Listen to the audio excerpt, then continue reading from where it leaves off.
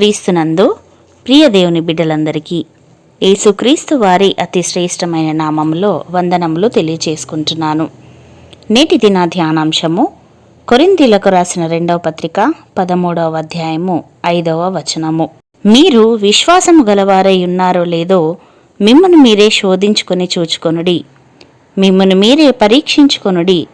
మీరు భ్రష్టులు కాని ఎడల యేసుక్రీస్తు మీలోనున్నాడని మిమ్మును గూర్చి మీరే ఎరుగరా అని వ్రాయబడి ఉన్నది. ప్రియులారా, మనమందరము కూడా క్రీస్తునందు విశ్వాసముంచిన విశ్వాసులము. అయితే దేవుని వాక్యము సెలవిచ్చిన రీతిగా మనము విశ్వాసము గలవారమై ఉన్నామో లేదో, మన విశ్వాసము ఏ విధముగా ఉన్నదో ఒకసారి పరీక్షించుకుందాము. అయితే దేవుని వాక్యము సెలవిచ్చిన రీతిగా మరి మనము విశ్వాసము గలవారమై ఉన్నామో లేదో, మన విశ్వాసము ఎలా ఉన్నదో ఒకసారి పరీక్షించుకుందాము. మొదటగా అల్ప విశ్వాసము. దేవునిది చూస్తూనే ఉంటాము, దేవుని వెంట అడుగులు వేస్తుంటాము. కానీ సమయాన్ని బట్టి, పరిస్థితులను బట్టి లోకాన్ని చూసి భయపడి ఈ లోకం అనే సంద్రంలో మునిగిపోతూ ఉంటాము. రెండవదిగా అవిశ్వాసము. దేవుని శక్తి ఏమిటో మనకు తెలుసు, ఆయన చేయగల కార్యములు ఎలాంటివో తెలుసు, అయినా కూడా నమ్మలేము. ఇది నిజమేనా అంటూ రుజువులు వెతుకుతూ ఉంటాము. నమ్మశక్యము కాని వింతలా ఆలోచిస్తూ దేవుని శక్తిని కించపరుస్తూ ఉంటాము మన అల్ప విశ్వాసముతో. మూడవదిగా స్థిర విశ్వాసము.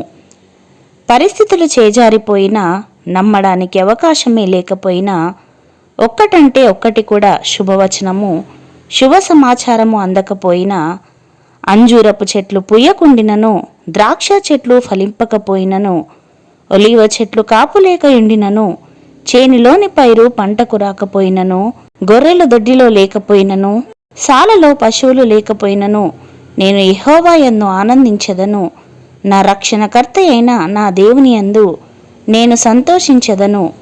ప్రభువగు యెహోవాయే నాకు బలము, ఆయన నా కాళ్లను లేడి కాళ్ల వలె చేయును, ఉన్నత స్థలముల మీద ఆయన నన్ను నడవ చేయును అనే నమ్మకంతో ముందుకు సాగుతూ ఉంటాము.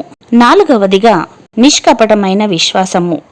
ఇతరులు ఏదో మనకు చెయ్యాలి, మన చుట్టూ ఉండే వారందరి వలన మనకు మంచి జరగాలి అంటూ స్వార్థపూరితముగా కాకుండా, నశించిపోతున్న వారి ఎడల భారము కలిగి, సంఘము ఎడల ప్రేమ కలిగి, కన్నీళ్లతో దేవుని సన్నిధిలో రోదిస్తూ పవిత్రమైన హృదయము కలిగి మంచి మనస్సాక్షి గలవారమై జీవించడమే నిష్కపటమైన విశ్వాసము. ఐదవదిగా దృఢ విశ్వాసము. సమస్తము కోల్పోయాడు యోబు, ఇక ప్రాణముతో మిగిలి ఉన్నాడు.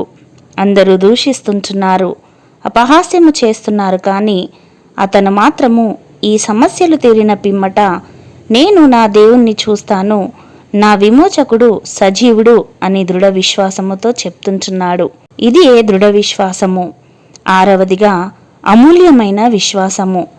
శ్రమలు, శోధనలు, పరీక్షలలో కొట్టబడుచున్నాను, దేవుడే దిక్కు, వేరొక దిక్కు లేదు, వేరొక ఆదరణ లేదు, వేరొక దారి లేదు అని దేవునిపైనే పరిపూర్ణముగా ఆధారపడి పరీక్షలకు గురి అయ్యేటటువంటి విశ్వాసమే అమూల్యమైన విశ్వాసము.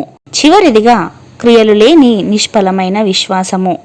దేవుడంటే ఎంతో భక్తి ఉంది అంటూ కబుర్లు చెప్తాము, ప్రార్థన చేస్తాము, సేవ చేస్తాము, దేవుని కోసం ఎన్నెన్నో చేస్తామని చెప్తాము. కానీ శ్రమ వచ్చినప్పుడు మాత్రము పారిపోతాము, శోధన వస్తే మాత్రము లొంగిపోతాము, కృంగిపోతాము. దేవుడంటే ఉన్న భక్తి నలుగురిలో చూపించగలిగే శక్తి లేని వారంగా ఉంటాము, ఫలము లేని వారంగా ఉంటాము. ప్రియులారా, అయితే మన విశ్వాసము ఏ విధముగా ఉన్నది? ఇన్ని విశ్వాసాలలో ఎలాంటి విశ్వాసమును మనము కలిగి ఉంటున్నాము? దేవుని వాక్యము ఈ విధముగా సెలవిస్తుంటున్నది. విశ్వాసము చేతనే మనము నీతిమంతులముగా తీర్చబడ్డాము, విశ్వాసము లేకుండా దేవునికి ఇష్టలుగా ఉండుట అసాధ్యమని, దేవుని యొద్దకు వచ్చువారు ఆయన ఉన్నాడనియు, తనను వెదుకు వారికి ఫలము దయచేయువాడనియు నమ్మాలి అని చెప్తుంటున్నది. అయితే మన విశ్వాసము ఎలా ఉంటున్నది?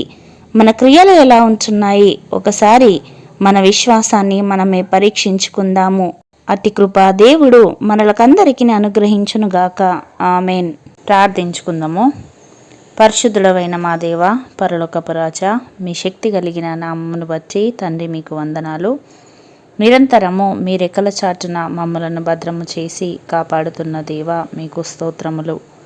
బలహీనులమై ఉండగా మీ వాక్యము చేత మమ్మలను బలపరుస్తూ నడిపిస్తున్నందుకు వందనాలు తండ్రి.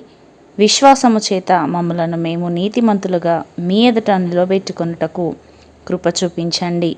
విశ్వాసంలో బలపరిచి స్థిరమైన విశ్వాసముతో ముందుకు కొనసాగుటకు మీ సహాయమును మాకు అనుగ్రహించుమని యేసయ్య పరిశుద్ధ నామములో ప్రార్థించి వేడుకొనుచున్నాము పరమ తండ్రి.